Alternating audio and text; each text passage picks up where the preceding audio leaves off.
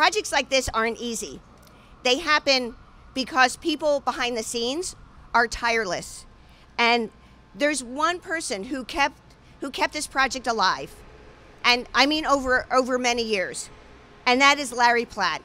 He's the co-founder and co-executive director of the Philadelphia Citizen.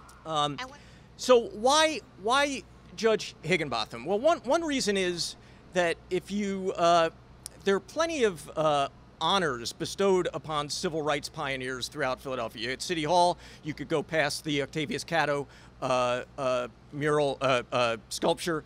There's the Juanita Kidd Stout Criminal Justice Center, and so forth. But for some reason, not in the legal community. In the legal community, Judge Higginbotham is a giant. But in the popular perception, Judge Leon Higginbotham has been lost to history in his hometown. And we've wanted to correct that for the longest time because I like to describe him as the Zelig of the 20th century. Every time that America faced a moral inflection point, there he was. There's unrest on the streets of Los Angeles. President Johnson turns to Leon Higginbotham. There's a nominee to the Supreme Court who doesn't quite measure up. There's an open letter from Judge Higginbotham to Clarence Thomas that some say is the reason Clarence Thomas was so silent for so many years on the court. He was so eviscerated by that letter. And the thing about that letter and every other public pronouncement by Judge Higginbotham is it was infused with a sense of moral authority. He was not afraid to talk about right and wrong.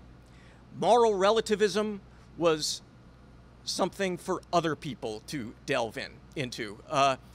As Jane said, this is a Philadelphian who wrote the Constitution for South Africa under Nelson Mandela. We cannot forget the impact of this man, in part because at a time when human rights are being rescinded by an activist Supreme Court, he stood for the principle that the Constitution is ever evolving and that the story of America is the expansion of rights, not the disintegration of them.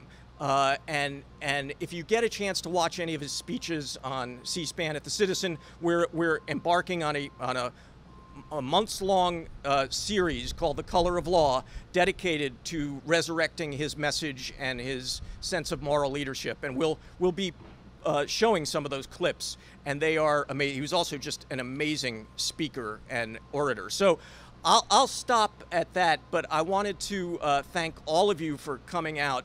The Citizen is all about trying to marshal people to do little acts of citizenship every day. That's how change happens. So you're all part of changing Philadelphia today. Thank you very much.